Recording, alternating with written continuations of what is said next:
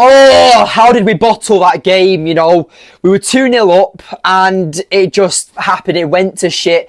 There's always one player that lets us down during these losses, and tonight it's on ONANA. I've backed the guy for weeks. He's been absolutely incredible since that Copenhagen game at Old Trafford, but tonight that loss is on him. Them 2 goals he conceded from Hakim Ziyech were absolutely pathetic. They were savable saves. First one, I understand it was a very sneaky way that Galatasaray scored. You know, their players in the wall did move out of the way and Andre Onana's vision was blocked, but he moved. He should have just stayed still, stuck to his roots, and, you know, just save the goal. And the second one, even more pathetic. Ziyech was always going to shoot there. He never crosses. You saw it throughout the entirety of the game. For the first half, Ziyech didn't make one cross. He was always going to take the shot on that second free kick. And what happens? Onana, like, completely, I don't even know what happens. Don't know if he put butter on his fingers or whatever, but it slipped through his hands and we conceded a second goal. And it was bad. The players gave it everything tonight, and I'm going to eat my words. Antony was absolutely exceptional, and I know I've said that I've washed my hands of Antony, and I still feel that way. But if he continues to perform like that, I have no issue with him, and I will take back everything I've said about him. I do feel he's a very petulant player, and his frustration and his temper, he does need to work on. He needs to be a lot more composed. But if he can continue to play like that, he can definitely turn his career around at Man United and be unlabelled as a flop and actually be redeemed as a decent player, because that's the best game I've seen Antony play in a United shirt. He was tracking back. He looked like a ballerina on ice. He was absolutely brilliant. Creative, tracking back, like I've said. That's what you want to be seeing from Antony. And if Antony can continue playing like that, I've got no issue with him. He can definitely continue starting for United if he does continue that type of form. But maybe this is a bit of why we saw that, because Rashford's out due to the suspension, so Antony was always going to play. And Antony, this could be, you know, put himself in the shop window for Ten Hag. You know, Rashford's been out of form and Rashford's been put on the right hand side. So as Antony kind of auditioning for Rashford's role and going to try and take the part away from Rashford to start in the lead role of the theatre, whatever you want to call it. But Bruno Fernandes gets my man of the match. He was absolutely brilliant, and that second goal that he scored today, mwah, absolutely brilliant. That's 2 out of 2 games where both Man United players have scored absolute bangers. Garnacho's overhead kick won't be beaten, but Bruno Fernandes, you know he was always going to shoot there. And you know what? When he was about to take the shot, I just went, Bruno, shoot. Because sometimes I'm like, Bruno, don't shoot, because you can see he's going to miss before he even shoots. But he just had pure confidence.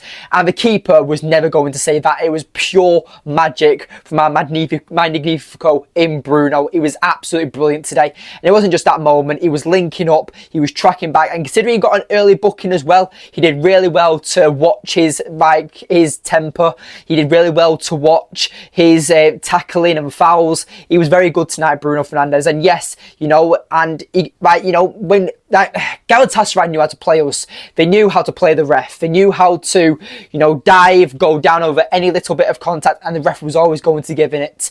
And United, you kind of need to play like that as well, especially in these games against Galatasaray, because Garnacho was going down because he was trying to stick up, and he wasn't diving for the sake of diving. He was actually getting bullied tonight by that Boe, whatever he's called. That right back should have been sent off, in my opinion, as well. He had way too many lenient fouls that were given by the referee.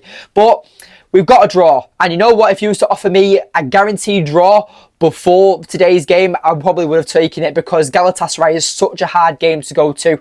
You know what the crowd's like. The crowd was so hostile. I explained it. It's like in Rocky IV when Rocky's walking out into the crowd and everyone's slating Rocky and booing him, and you've got Drago, and every little thing that Drago does, you know, the crowd like explodes with excitement. And that's exactly what Galatasaray fans are like. They're absolutely maniacs, but they're pure passionate fans, and you cannot not credit them and give them that respect, because they are pure passionate fans. And I wish we had them type of fans at Old Trafford, because as you know, if you watch this channel, I'm a fan that loves to go to Old Trafford.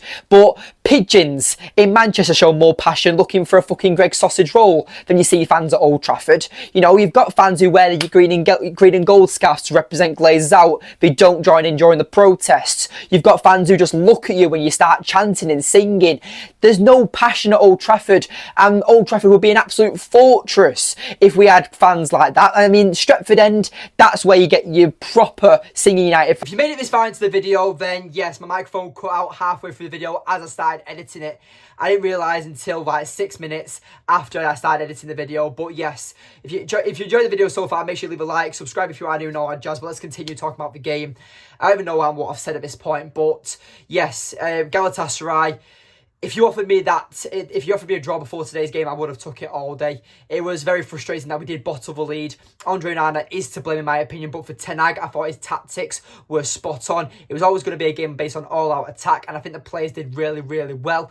Antony, arguably our best player. I did give Bruno Fernandes my man of the match. I felt like he was just a bit better than Antony. But with Antony, if he continues to play like that, I have no issue with him whatsoever. He was absolutely brilliant. I might be repeating myself. I don't know what I've said in the first part of the video because I was just so high rate. It was just motion and I was just rambling and talking about it. But if you've really enjoyed the video, please leave a like on the video. Comment down below what your thoughts were on the game. Because definitely for a neutral, because I know we get a lot of neutral fans on this channel.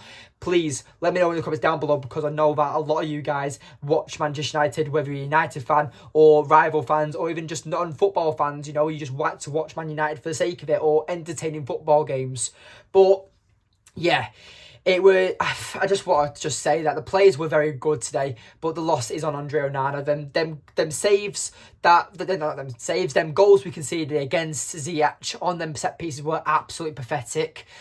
But you know, Galatasaray, I have to envy them. I'm very jealous of their fan base. They are absolute lunatics. And when we go to Old Trafford, you know, you get looked at, especially me, when I'm sat in the Sir Alex Ferguson stand, where I'm sat in the East stand, wherever I'm sat, you know, I get looked at when I'm the only one singing in that stand. And you know what? I don't care because I always clap off. I'm always one of the last people to leave Old Trafford. I'll always clap my players off until the very last player leaves the bench or walks off that field. I'll always back Manchester United whether we win, lose or draw because that's what it means to be a Manchester United fan. That's what my granddad taught me at such a young age since I've always been to going to Old Trafford.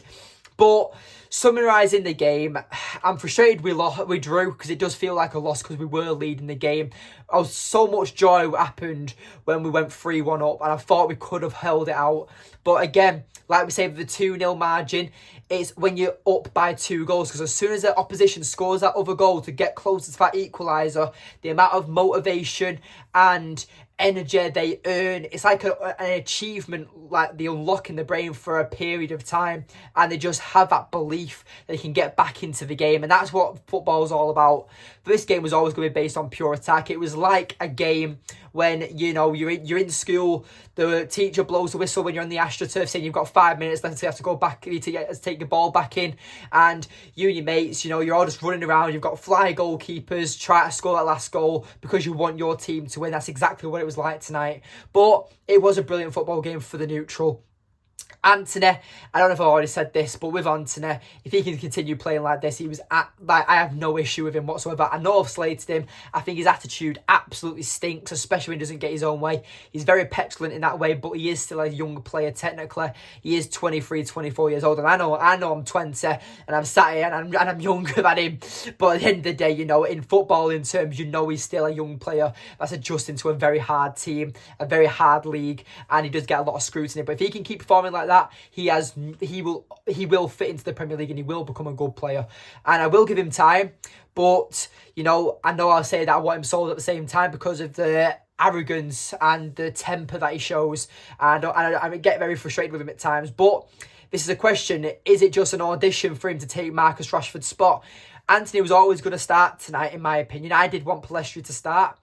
But with Antony, was this an audition to try and take Marcus Rashford's leading role? Because Rashford's always been put in throughout bad form, and Antony has been dropped because of Garnacho's being in decent form, especially after that overhead kick against Everton.